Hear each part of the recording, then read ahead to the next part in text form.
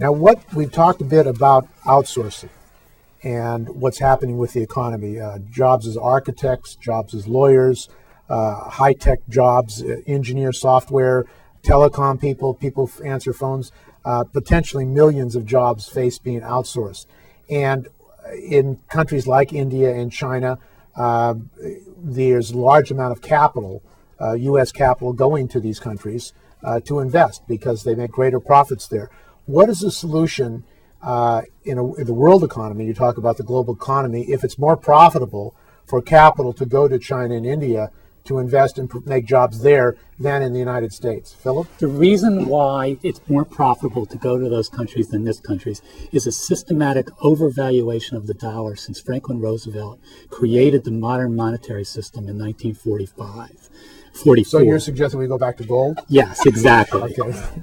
Exactly. Because what we've done is make the United States the fiat dictatorial currency of the entire world, and because of that, everybody in the world wants our dollars. But in 1971, the gold was separated from the dollar. Right, and so ever since then, we had to do, and soon after that, what we had to do was make the deal with the Arabs because we had to have something back the dollar. So we made oil back the dollar.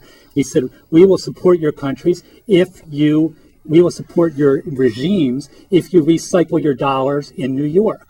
But the issue is, I mean, we have to get to it. If it's more profitable for capital to invest their capital in China and India because they can make more profit, what is the solution in the future for the American working people, the majority of Americans? The solution is a weaker dollar. And the only way you're going to have a weaker dollar is to have a mechanism to keep the other countries from so you're suggesting lowering the dollar. Okay. Yeah.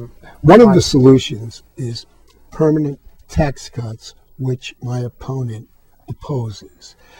The tax cuts for working families and small businesses have created 5.3 million new jobs in the last 36 months. Today, 152 million Americans are working. Unemployment is 4.7%, the lowest in 4 decades. More Americans own their home today than ever before in history, especially for minorities. So as we allow the American family to keep a greater percentage of their own money, they invested here, and it expands the economy. We are the envy of the world in terms of the growth in our gross domestic product.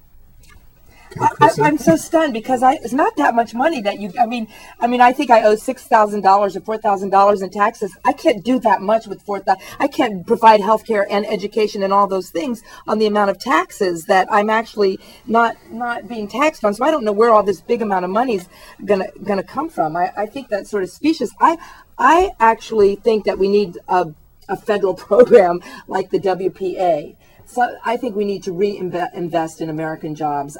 I think that we need to see that we have a crisis going on. I don't know that we're going to be able to do it because I do feel like it is a strategy, again, to outsource the jobs and weaken the American working class in this country, which really does have an investment in democracy. And actually, the democracy of the United States is kind of a problem for the administration when they start bombing, going all over the world and putting up the Patriot Act and putting up the NSA. And you have all the workers going, well, that's not really our value system. That's not what America's about. That kind of thing is actually a problem for them. So I think that they like, again, dumbing down the American people and taking away their jobs. And we may have more new jobs, but people are making $9, $10 an hour. You don't enter in anywhere making $25, $30 an hour. And you definitely don't have health care to go along with that. So